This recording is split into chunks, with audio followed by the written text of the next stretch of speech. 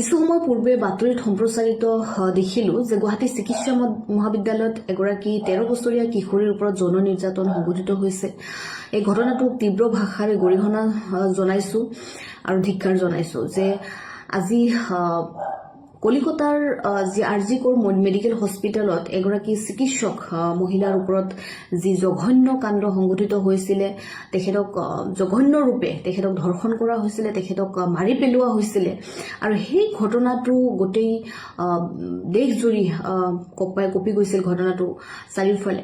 আৰু সেই ঘটনাটো মাৰ নজাওতে আজি গুৱাহাটী চিকিৎসা মহাবিদ্যালয়ত এগৰাকী 13 বছৰীয়া কিশোৰীৰ ওপৰত যি ধৰ্ষণ কাৰ্য সংঘটিত হ'ল, ইয়াতে প্ৰশ্নবোধক চিন আহি পৰে যে চিকিৎসা মহাবিদ্যালয়ত চিকিৎসকৰ লগতে তাত যিসকল মহিলা থাকে, কৰ্মৰত মহিলাই হওক বা চিকিৎসাধীন ৰোগীৰ ওপৰতো যে এনেকুৱা ধৰণৰ যৌন নিৰ্যাতনৰ দৰে জঘন্য কাণ্ড ঘটনা সংঘটিত হ'ব পাৰে, নিশ্চিতভাৱে এয়া খুব চিন্তনীয় বিষয়।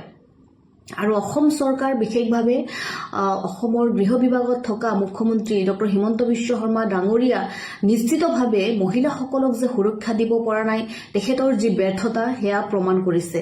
বিগত সময়ছোৱাত এনেকুৱা ধৰণৰ ঘটনা চাৰিওফালে সংঘটিত হৈ আছে। বিশেষকৈ গুৱাহাটী মহানগৰীত মহিলা যে সুৰক্ষিত নহয়, মহিলাৰ সুৰক্ষাৰ ক্ষেত্ৰত যে প্ৰশ্নবোধক চিন আহিছে সেয়া নিশ্চিত। কাৰণ আমি দেখিছো বিগত সময়ছোৱাত গুৱাহাটীৰ চাৰিওফালে এনেকুৱা ধৰণৰ মহিলাৰ ওপৰত ছুৰিকাঘাত, মহিলাক আপোনাৰ আত্মহত্যা, মহিলাক নিৰ্যাতন চলোৱা, মহিলাক আপোনাৰ ধৰ্ষণৰ দৰে জঘন্য কাণ্ড মহিলাৰ ওপৰত সংঘটিত হৈছে।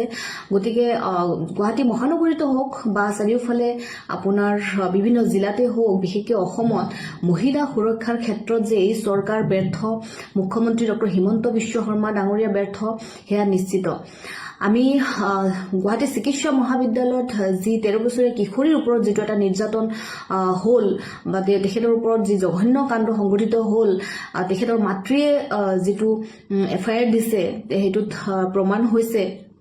আৰু সেই বিষয়টোৰ ওপৰত তদন্ত কৰি অতি সোনকালে যি দুগৰাকী ব্যক্তি দোষী সেই কাণ্ডৰ লগত জড়িত আছে, এগৰাকী পুৰুষ আৰু এগৰাকী কৰ্মৰত তাত মহিলা, চাফাই কৰ্মত জড়িত এগৰাকী মহিলা, এই দুয়োগৰাকী ব্যক্তিক, এই দুজনকে আইনৰ আওতাত আনি তেখেতলোকক শাস্তিৰ ব্যৱস্থা কৰিব লাগে আৰু এই 13 বছৰীয়া কিশোৰী আৰু তেখেতৰ মাতৃক ন্যায় প্ৰদান কৰিব লাগে।